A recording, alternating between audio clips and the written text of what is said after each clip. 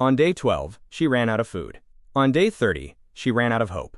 This is how Deborah Kiley watched her crewmates die, and chose to live anyway. October 1982. Deborah Kiley is 26 years old, fearless, and in love with the sea. She has spent her adult life on boats, crewing, sailing, navigating, and when she is offered a paid delivery job moving a 60-foot yacht called the Trashman from Maine down to Florida, she says yes without hesitation. The money is good, the route is familiar, the crew of 5 seems capable enough. What none of them know, as they leave Annapolis Harbor on the 23rd of October, is that a storm is already building in the Atlantic. Not a rumor of a storm. A monster. The weather turns on the second day. Within hours, the Trashman is fighting swells of 30 feet, walls of black water rising and crashing over the deck, one after another, without mercy and without pause. The yacht is thrown sideways. Equipment is torn loose. The engine floods, and then the hull breaches. Water pours in. There is no saving the Trashman now. The 5 of them, Deborah, the skipper Brad Kavanaugh, and 3 others, grab what they can and climb into a small inflatable life raft. 9 feet long, no roof, no motor, no emergency beacon, no flares that work. They push away from the sinking yacht and watch it go down. And then there is nothing around them, in every direction, but ocean. Day 1 on the raft is shock. Day 2 is hope. Surely someone will come. Surely they will be missed. Surely a ship will appear on the horizon. No ship comes. By day 3, the drinking water is almost gone. The food is gone entirely. The sun beats down without apology, and the ocean stretches in every direction, like a punishment. This is when the crew begins to fracture. 2 of the men, John Lippoth and Mark Adams, make a decision that will kill them. Driven mad by thirst, they start drinking seawater. Deborah begs them to stop. They cannot stop. Seawater contains 3 times more salt than the human body can process. The kidneys work until they cannot work anymore. The mind begins to go before the body does. Hallucinations come first, vivid, convincing, terrifying.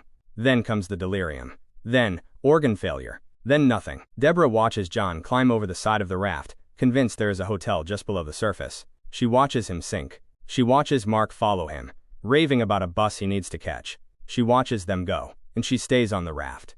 By day 12, the food has been gone for days, and the last of the clean water is a memory. The skipper Brad is barely conscious. The 5th crew member, Meg Mooney, is holding on, but only just. Deborah catches rainwater in anything she can find, a shoe, a piece of torn sail, her own cupped hands.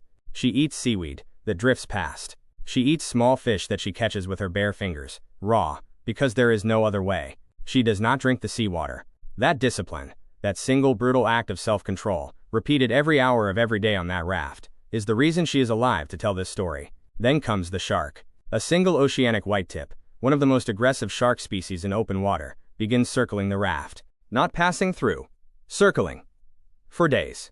Oceanic whitetips do not circle and leave. They are patient, methodical, and almost prehistoric in their persistence. Deborah watches it move through the water just below the surface, its white-tipped fins cutting slow arcs around them. She does not put her hands in the water. She does not sleep properly again for days. Brad Kavanaugh dies on day 17. Deborah and Meg are now alone. 2 women on a 9-foot raft in the middle of the Atlantic, with a shark beneath them, no water, no food, and no reason to believe anyone is looking. Deborah makes a decision, not a grand heroic decision, not the kind of choice that looks good in the retelling. A small, daily, stubborn decision.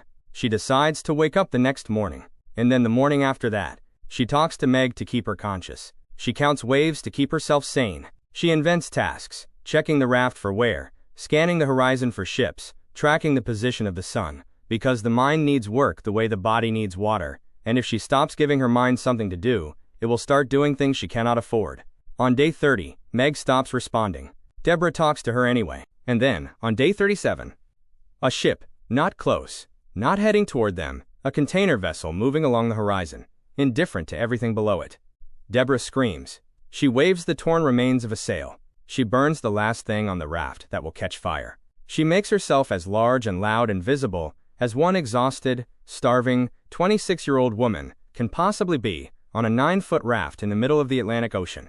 The ship does not stop. It passes and disappears. What happens next is the part of this story that most people cannot imagine, because most people, at that moment, would stop. Deborah Kiley does not stop. She decides, quietly and without drama, that the ship that just ignored her is not the last ship. That somewhere out there is a ship that will see her. That the only job she has, the only job she has ever had, from the moment the trash man went down, is to still be on that raft when it arrives. She waits. She catches rain. She catches fish. She talks to Meg. She watches the shark. She waits. On day 76, a Soviet freighter appears on the horizon. This time, it slows. This time, it stops. When the crew pulls Deborah Kiley out of that raft, she has been at sea for 76 days. She weighs 80 pounds. She is badly sunburned, severely malnourished, and running on something that medicine does not have a name for, some compound of stubbornness and grief, and the daily refusal to be the next one over the side. She is 26 years old. She is alive. Meg Mooney was found in the raft. She did not survive. Of the 5 who left Annapolis Harbor that October, Deborah is the only one who came home. In the years that followed, Deborah Kiley wrote a book about what happened on that raft.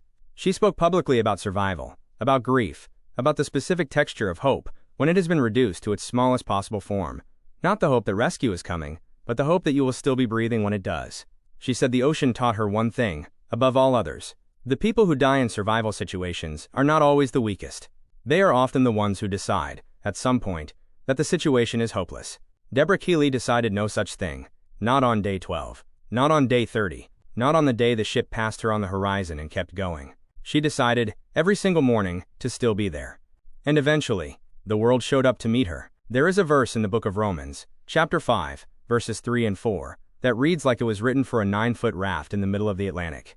It says this, "We also glory in our sufferings, because we know that suffering produces perseverance. Perseverance, character, and character, hope.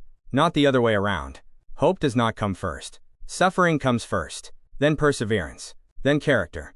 And only then, on the far side of all of that, does hope arrive. Tested, hardened, and impossible to take away." Deborah Kiley did not survive 76 days because she was lucky. She survived because she persevered through suffering long enough for her character to be forged into something the ocean could not break.